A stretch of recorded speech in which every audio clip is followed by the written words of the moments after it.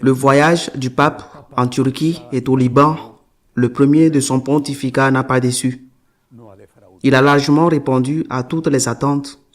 C'était la première fois qu'il se présentait en tant que pape sur la scène internationale loin du Vatican. Par exemple, les chefs d'État des deux pays qui l'ont accueilli, c'était la première fois qu'il se rendait à une rencontre de haut niveau avec les dirigeants d'autres églises orthodoxes et arméniennes, dans le contexte en outre du 1700e anniversaire du dogme de Nicée sur la divinité de Jésus-Christ.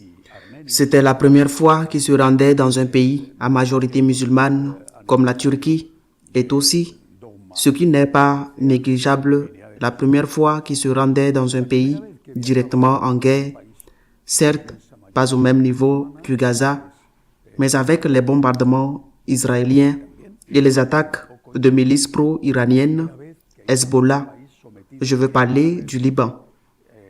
Une première fois parmi tant d'autres, je le répète, le pape a largement répondu aux attentes. Il s'est très bien débrouillé dans tous ces domaines et a même réservé quelques surprises. Tout d'abord, les relations avec les orthodoxes sont bonnes, en particulier avec le patriarche de Constantinople, mais pas avec celui de Moscou, en raison de questions politiques telles que la guerre en Ukraine.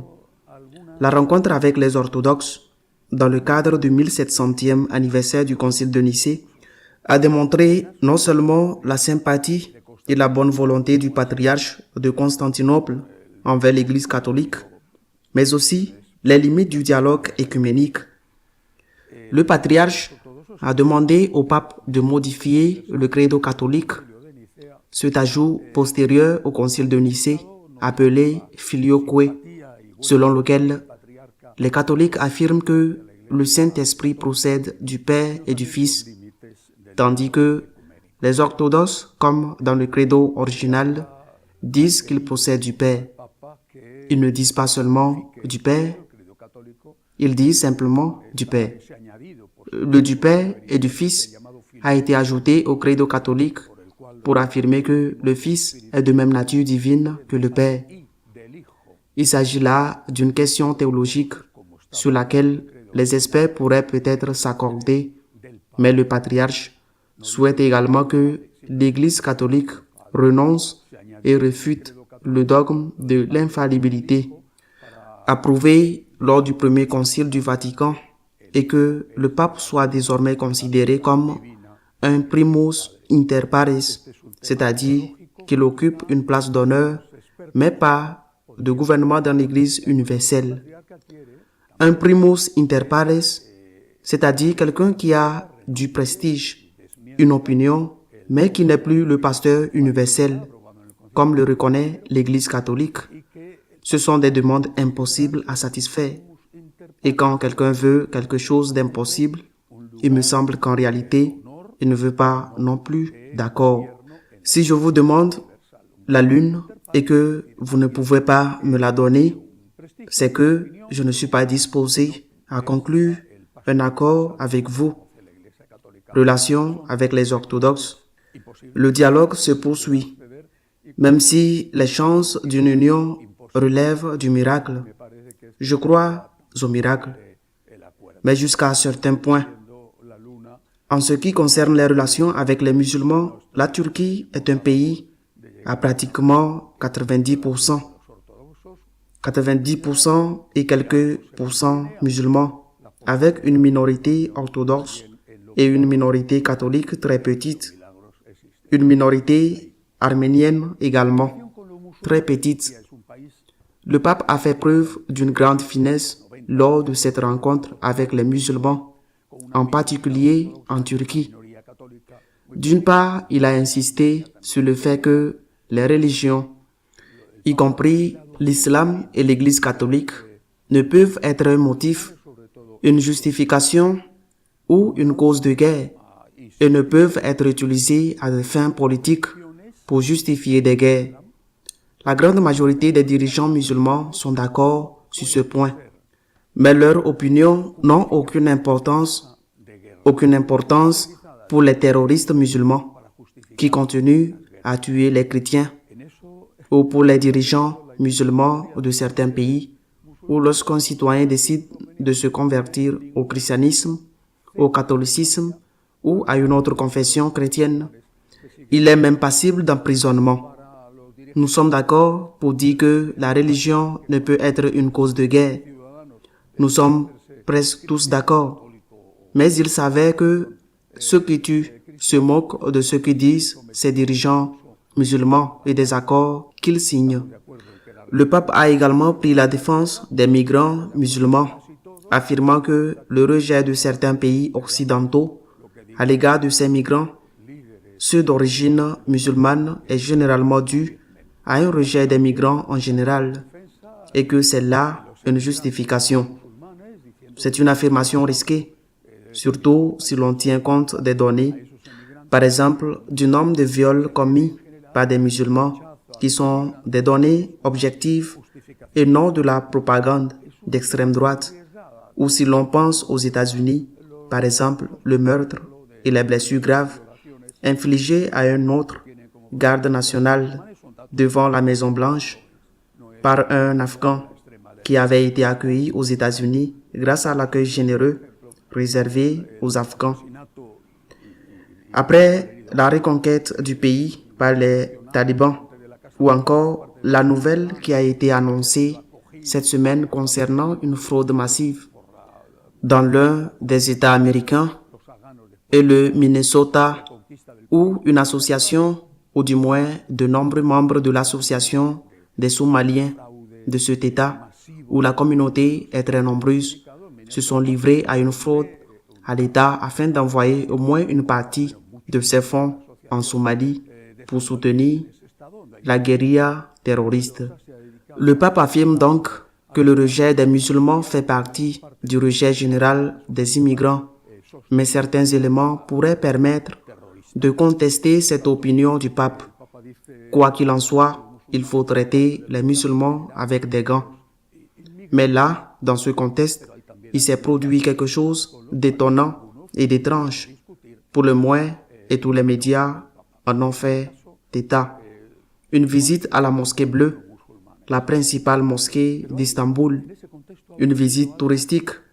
Mais à un moment donné, le religieux musulman qui l'accompagnait en tant que guide, en tant qu'hôte, l'invite à s'arrêter quelques instants, quelques minutes, 2, 3 minutes, pour faire une petite prière en silence. Pas pour se prosterner, mais pour faire une petite prière en silence, comme l'avaient fait ses deux prédécesseurs qui avaient visité cette même mosquée, Benoît XVI et François. Et le pape refuse et dit, continuons la visite. Il ne veut pas s'arrêter pour faire cette brève prière de 2 ou 3 minutes. C'est une erreur de protocole. On suppose que le protocole établi entre les deux parties, la suite du pape, organisateur de la visite, et les responsables de la mosquée, aurait dû prévoir cela, étant donné qu'il y avait eu des antécédents. N'était-ce pas prévu? Et si ce n'était pas prévu, le pape n'a-t-il pas voulu le faire? Pourquoi cela a-t-il été rendu public? Cela aurait pu ne pas être rendu public et personne ne l'aurait su. Mais le religieux de la mosquée a déclaré aux journalistes à la fin qu'il avait invité et qu'il n'avait pas voulu faire cette prière.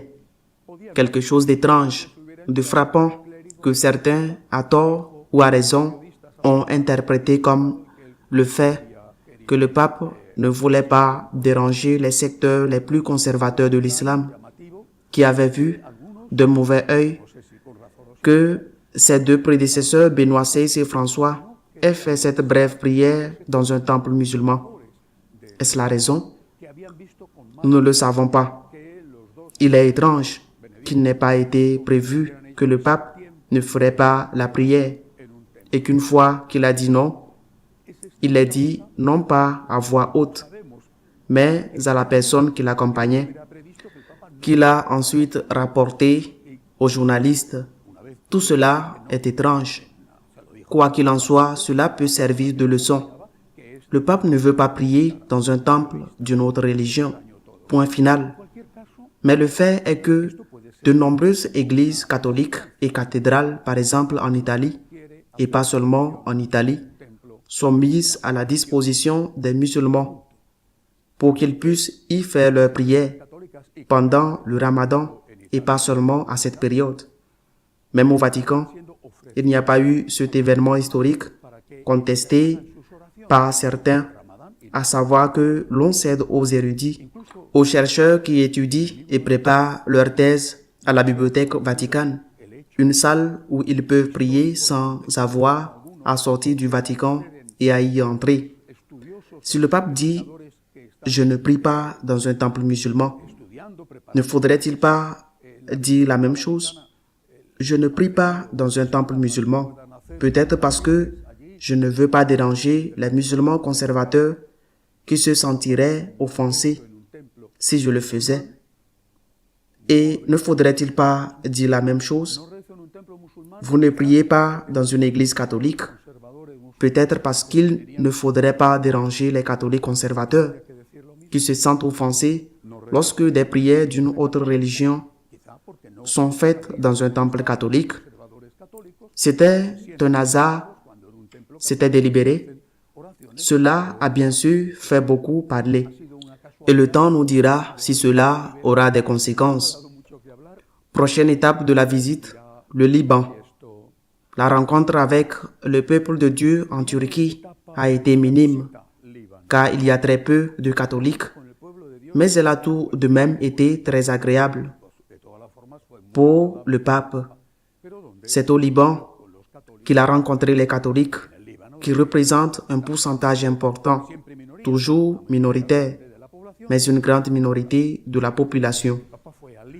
Le pape s'est rendu au Liban pour lancer un message de paix au monde, dans le contexte difficile que nous vivons actuellement. Le pape s'est donné aux Libanais et les Libanais se sont donnés au pape dans les conditions météorologiques assez défavorables, il faut le dire, mais cela n'avait pas d'importance. Les gens étaient dans la rue pour accueillir avec enthousiasme le souverain pontife lors de son premier voyage international. Cela m'a rappelé, malgré toutes les différences de temps et de personnages, cela m'a rappelé la première fois que Saint Jean-Paul II s'est rendu au Mexique, alors qu'il venait d'être élu, et que le peuple mexicain s'est précipité dans les rues pour accueillir avec enthousiasme ce pape qui venait d'un pays communiste et qui n'était pas bien vu par l'intelligentsia catholique dominante de l'époque, par les progressistes et les libéraux qui, à cette époque encore, adoraient, pour employer un terme symbolique, le marxisme. Le peuple mexicain, avec l'enthousiasme dont il a fait preuve envers Saint Jean-Paul II, a donné son approbation au nouveau pape, ce que les théologiens libéraux et progressistes ne voulaient pas faire. Ce voyage au Liban m'a rappelé cela. Le peuple a rencontré son pape, l'a embrassé, l'a aimé, et le pape a rencontré son peuple en dehors du cadre du Vatican. Voyage du pape. Mais les voyages ont toujours un ajout, à savoir l'avion. Tous les papes l'ont fait. Le pape François l'a fait. Les papes précédents l'ont fait aussi. Et pendant ce voyage en avion, qui dans ce cas n'a pas duré très longtemps, il est d'usage que le pontife rencontre les journalistes et réponde à quelques questions. Il faut leur donner quelque chose, car il ne faut pas oublier que ce sont les journalistes, leurs entreprises, qui paient les frais élevés de l'avion. Il faut donc leur donner quelque chose qui justifie cet investissement de la part des entreprises qui y envoient leurs journalistes. Outre certaines questions politiques, par exemple, on lui a demandé ce qui pourrait se passer au Venezuela, compte tenu des menaces du président Trump d'envahir le pays pour renverser Maduro. Le pape a demandé que cette invasion n'ait pas lieu, mais a déclaré que si tel était l'objectif, il fallait recourir à des mesures de pression économique. Cela semble avoir également beaucoup contrarié le régime dictatorial vénézuélien. Mais à part cela, pour moi du moins, le plus intéressant a été la question qui lui a été posée, lui demandant de dire quel livre il pouvait consulter pour le comprendre en tant que personne, en tant que croyant. L'évidence, la réponse naturelle pour un pape augustinien qui est en outre profondément augustinien et qui a toujours Saint Augustin à la bouche, aurait été que le pape cite les confessions. C'est ce à quoi tout le monde aurait pu s'attendre face à cette question. Mais là, une fois de plus, la surprise a été de taille. Le pape a fait référence à un livre écrit au XVIIe siècle par un frère laïque de carmélite déchaussé, Fray Lorenzo, qui, avant d'être religieux, avait été soldat et avait peut-être un lourd fardeau sur la conscience. Il avait également été serveur dans la région aujourd'hui française, à Lorraine, et s'appelait Nicolas de nom et Germaine de nom de famille. Cet homme qui devient religieux, carmélite, frère Lorenzo, vit une expérience spirituelle très forte et rassemble dans un petit livre le contenu de cette expérience. Ce petit livre, dit le pape Léon, est celui qui l'a le plus influencé. La pratique de la présence de Dieu, vivre en présence de Dieu. Le pape parle, et il a fait à nouveau, sans cesse, de l'importance que Jésus-Christ a dans sa vie, comme étant le tout, le centre, le but de sa vie. Personnellement, cela me touche, cela me remplit de joie, d'espoir, d'entendre un pape parler ainsi. Nous sommes face à quelqu'un qui a vraiment la foi en Dieu et qui ne le cache pas. C'est une personne de foi, c'est une personne qui aime Jésus-Christ et qui veut aimer Jésus-Christ, et cela pourrait être une évidence, comme dit que l'eau est humide. Mais vu la situation actuelle où tant de pasteurs, à tous les niveaux, semblent être davantage des administrateurs que des personnes consacrées à Dieu et vivant pour lui, et où tout ce qu'ils font jusqu'à l'épuisement de leur mission, ils le font par amour pour lui. Alors, rencontrer quelqu'un qui, de manière si manifeste et si publique, confesse sans honte ni gêne son amour pour Jésus-Christ et dont l'objectif est d'être continuellement en présence de Dieu et de faire la volonté du Seigneur, je le répète, je trouve cela émouvant, gratifiant et porteur d'espoir. Et dans ce petit livre, être en présence constante de Dieu, la pratique d'être en cette présence, il est dit quelque chose de très important, que l'essentiel pour cette spiritualité, pour cette union avec Dieu, n'est pas dans le sentiment, mais dans la fidélité. Nous vivons à une époque où tout est question de sentiment. Si vous aimez, si vous en avez envie, si vous aimez, alors nous avons le polyamour. Si vous aimez, si vous en avez envie, si cela vous convient, alors nous avons l'avortement. Et le pape dit que le sentiment est important, mais que ce qui est vraiment important pour avoir une relation sérieuse avec Dieu et pour avoir une relation sérieuse avec n'importe qui, c'est la fidélité. La fidélité. Quelle grande leçon le Saint-Père a donnée aux journalistes et quelle grande leçon il nous donne à tous, bien sûr aux prêtres en particulier. La fidélité, mais à tous, pour être en présence de Dieu, pour avancer dans l'union avec Dieu, il faut surmonter les fluctuations des sentiments. Aujourd'hui, oui. Aujourd'hui, j'en ai envie, demain non. Je n'en ai pas envie. La fidélité et la confiance absolue en la miséricorde de Dieu. Mais cette semaine n'a pas seulement été marquée par le voyage du pape, elle a également été marquée par l'annonce du résultat très attendu d'une des commissions qui ont été créées après le synode sur la synodalité. Le pape François a chargé une commission d'étudier la possibilité d'ordonner des femmes diacres.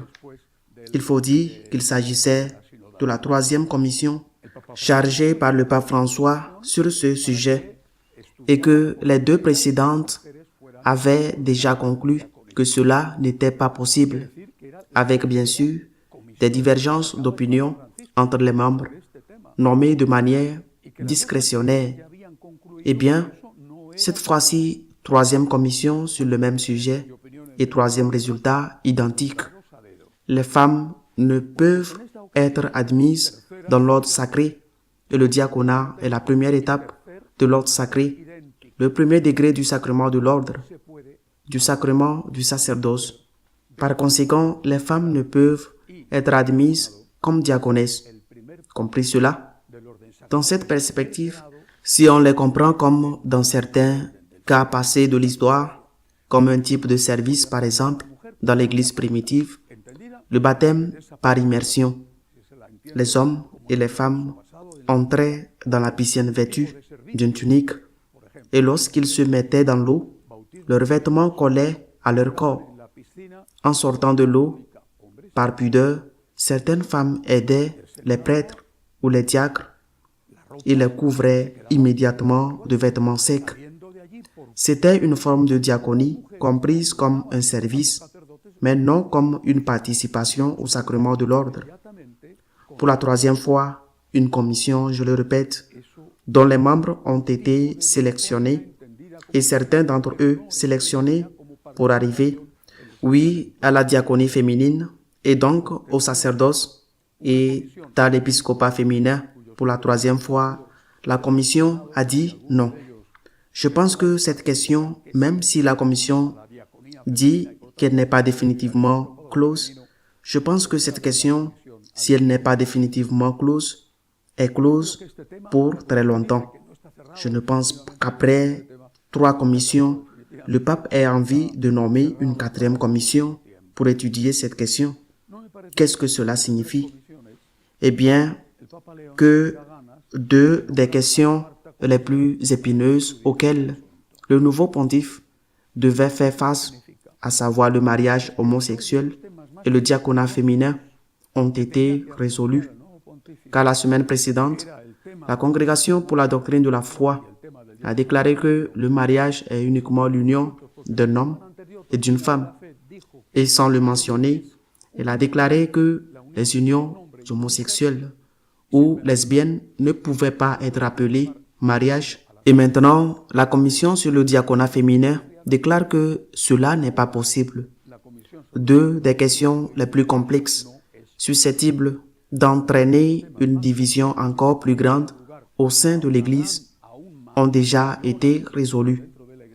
D'autres restent en suspens, comme par exemple la question de savoir si, dans les conseils pastoraux, épiscopaux, etc., le vote des laïcs sera délibératif ou seulement consultatif, c'est-à-dire la question épineuse des limites de la synodalité.